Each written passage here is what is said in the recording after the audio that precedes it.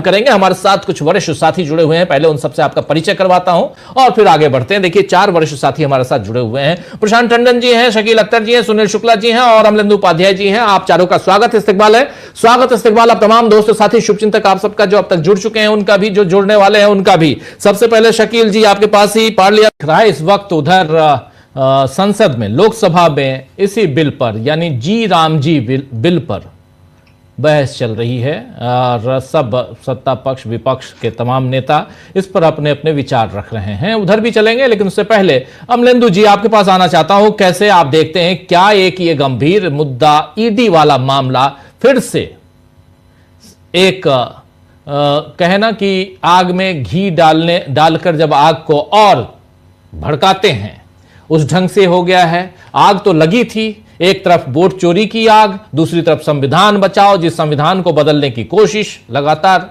और उन सब के बीच ईडी यानी ऐसे जो सरकारी संस्थाएं हैं उनका दुरुपयोग करना, और उसमें अब अदालत ने एक मुहर लगा दी है। कैसे देखा जाए, क्या एक गंभीर मुद्दा सामने है, विपक्ष की झोली में डाल दिया गया है?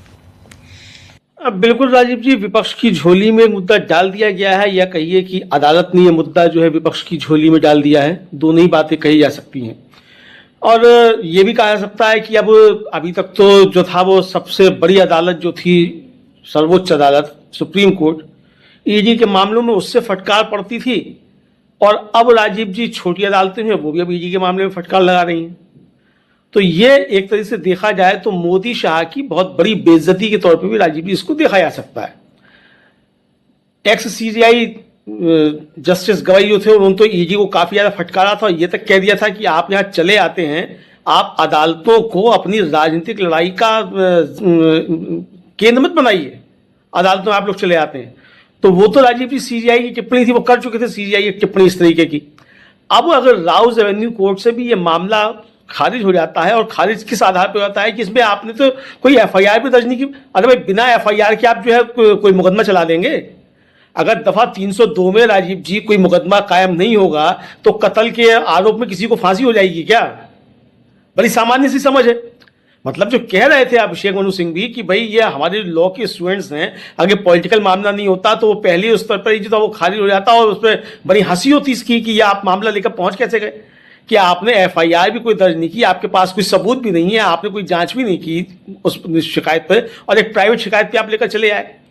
तो ये राजीव जी एक तरह से देखा जाए तो ये इस अदालत के फैसले ने ये साबित किया कि विपक्ष जो आरोप लगा रहा था कि ईडी और सीबीआई जैसी संस्थाएं जो हैं इनके जरिए विपक्ष को प्रताड़ित करने और राजनीतिक हित में इनको इस्तेमाल किया जाता है, उन आरोपों की पुष्टि एक बार हो गई है। लेकिन मल्लिकार्जुन खड़गे राजीव जी त्यागपत्र मांग रहे हैं, तो त्यागपत्र तो नहीं देंगे मोदी जी और शाह जी। वो तो राजनाथ सिंह जी पहले भी बता चुके हैं कि त्यागपत्र नहीं होते, इस्तीफे नहीं होते। तो राजीव जी, जब निर्लज्जता की सारी सीमाएं पार हो जाए तो फिर आप कैसे ये उम्मीद कर सकते हैं कि कोई नैतिक आधार पर त्यागपत्र दे देगा, कि चूंकि एक अदालत ने जो फटकार लगा दी है? तो ये तो किसी हाल में होने वाला नहीं है। लेकिन राजीव जी, यहाँ एक चीज ये भी है कि ईडी आती किस विभाग के अंतर्गत है, मंत्री उसका कौन है? क्या उस मंत्री की भी बेइज्जती नहीं है? ये भी सवाल उठता है। तो ये राजीव जी, मुझे लगता है कि ये बड़ा एक चीज जो है वो इस अदालत के आदेश के जरिए विपक्ष को लगी है। और आप देखिए कि आज पूरा विपक्ष जो था वो इस प्रदर्शन में शामिल था। ईडी के खिलाफ जो प्रदर्शन हो रहा था संसद में, पूरा विपक्ष उसमें शामिल था। तो यानी राजीव जी कि ये अब मसला जो है वो लोगों को एकजुट कर रहा है। सुप्रिया सुले से लेके और प्रियंका चतुर्वेदी, संजय राउत तक और प्रोफेसर राम गोपाल यादव तक सब लोग जो थे इस मसले पर सरकार की आलोचना करते हुए नजर आए। तो यानी राजीव जी कि इसके जरिए अब विपक्षी गोलबंदी फिर बढ़ी। कई सारे मसले हैं जिन पे पहले ही विपक्ष एकजुट था, ये सरकार बार बार विपक्ष को एकजुट करा देती है, अब इस मसले के जरिए भी अब एकजुट हो गई।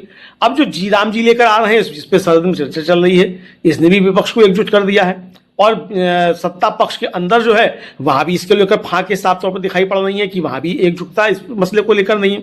भले ही वो महात्मा गांधी का नाम हटाए जाने को लेकर ना हो, लेकिन जिस तरीके से राज्यों के ऊपर बोझ डाला जा रहा है उसको लेकर भी आ रहा है। और आज राजीव जी, जिस तरीके से पूरे देश भर में कांग्रेस ने प्रदर्शन किए हैं, तो कांग्रेस ने यह भी बताया कि हम प्रदर्शन करना भी जानते हैं, मुख्य विपक्षी अगर दल हैं तो हम विपक्ष की भूमिका निभाना भी जानते हैं, और ये भी बता दिया कि हम जिंदा भी हैं, आपके मारने से मर नहीं जाएंगे और मरे भी नहीं आपके मारने से।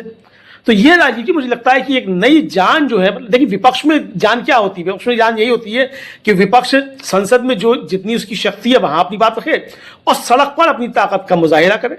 तो सड़क पर भी अपनी ताकत विपक्ष ने दिखा दी, संसद के अंदर तो रोज दिखाई रहा है, रोज जो है नारे वहां लग रहे हैं। बिरला साहब जो रोज बताते रह जाते हैं कि पोस्टर नीचे करो, पोस्टर नीचे करो, लेकिन पोस्टर वहां दिखाई देते रहते हैं। तो ये राजीव जी एक तरीके से देखा जाए तो विपक्ष जो है वो बहुत मजबूत है। और मोदी जी अब चले गए हैं विदेश ताकि संसद का सामना ना करना पड़े, तो बहुत सारी दिक्कतें मोदी जी के सामने बढ़ने वाली हैं।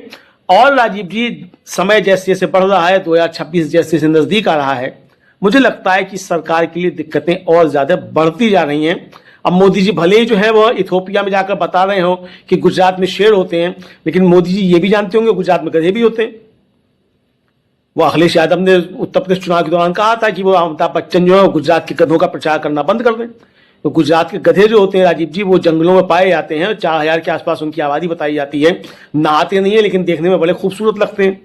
उनका प्रचार जो गुजरात टूरिज्म कराता है वो अमिताभ बच्चन किया करते थे। तो अखिलेश यादव ने कहा था कि भाई मैं कहूंगा अमिताभ बच्चन से कि वो गुजरात के गधों का प्रचार करना बंद कर दें। तो जहां शेर होते हैं वहां गधे भी होते हैं राजीव, तो सब कुछ होता है। जंगल है, जंगल में तो सब होते हैं, तोता मैना भी होते हैं, गिद्ध भी होते हैं, चील कौवे भी होते हैं, सब कुछ होता है जंगल। जंगल है तो जंगल में तो होगा ही, शेर भी होगा, चील कौवे भी होंगे और गधे भी होंगे, सब कुछ होंगे। तो अच्छी बात है कि गुजरात में जंगल भी हैं, बचे हुए हैं अभी, वरना तो अगर छत्तीसगढ़ में होते तो राष्ट्र मित्र को दे दिया जाता खदान करने के लिए कि खोदो, जंगल के जानवर भी मरेंगे और आपका व्यापार भी ठीक तरीके से चलेगा। तो ये राजीव जी ठीक है, वो इथोपिया में कहें या कहीं भी कुछ कहें, अच्छी बातें हैं, लेकिन बड़ी चुनौती अब कांग्रेस की तरफ से इस सरकार को मिल रही है, मोदी जी को मिल रही है। और आज जैसा आपने भी शुरू में कहा कि मल्लिकार्जुन खड़गे इस तरीके के शब्दों का प्रयोग नहीं करते हैं, लेकिन आज उन्होंने बहुत तल्ख शब्दों में जिस तरह से कहा है कि ये मोदी और शाह के गाल पर थप्पड़ पड़ने जैसा है, इनको इस्तीफा दे देना चाहिए।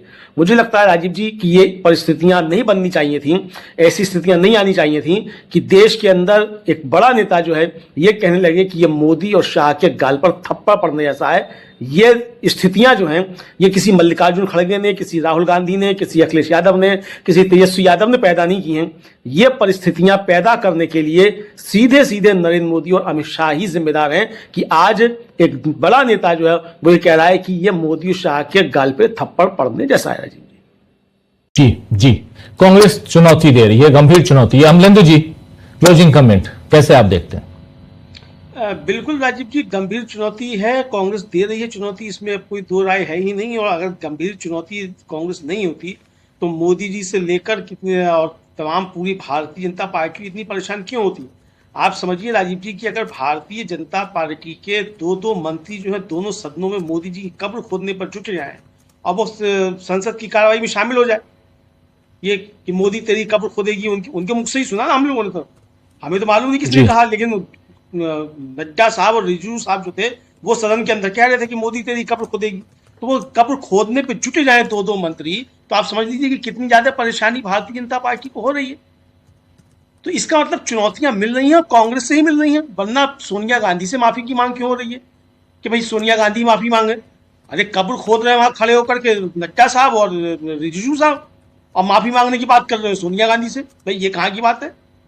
तो ये राजीव जी इसका मतलब चुनौतियां मिल रही हैं और गंभीर चुनौतियां मिल रही हैं, ये साफ तौर पर दिखाई पड़ रहा है।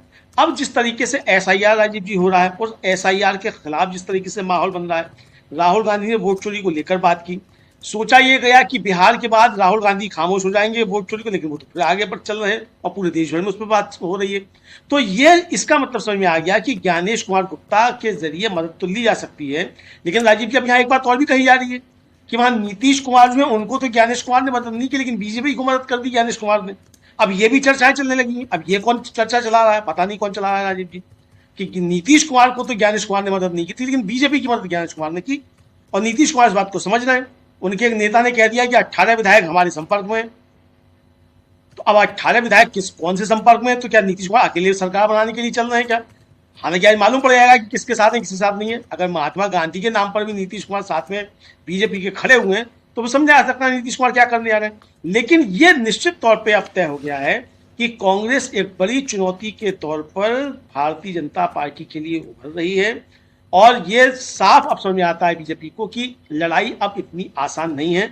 240 पे जो सिमटे हैं ये राजीव जी, हम लोग हालांकि पहले भी कहते हैं पूरे लोकसभा चुनाव के दौरान कि अगर चुनाव निष्पक्ष, स्वतंत्र और पारदर्शी है और चुनाव आयोग का कोई खेल नहीं है, व्यवस्था का कोई खेल नहीं है, तो भारतीय जनता पार्टी 140 पे सिमटेगी।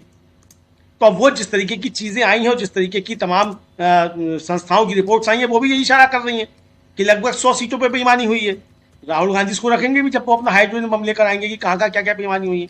लेकिन फिर भी राजीव जी कि ये समझ में आने लगा है कि ज्ञानेश कुमार की मदद के बावजूद भारतीय जनता पार्टी के लिए दिक्कतें बढ़ेंगी। और सबसे बड़ा खतरा जो है राजीव जी बीजेपी को, वो आने वाले असम के विधानसभा चुनाव को लेकर है कि अगर वहां उनके लाड़ले दुलारे जो हैं और घुसपैठिया जो चिल्लाते रहते हैं तमाम राज्यों में जाकर, उनके लिए कोई खतरा ना पैदा हो जाए। तो इसलिए काफी ज्यादा चिंताएं जो हैं वो बीजेपी की बढ़ी हुई दिखाई पड़ती।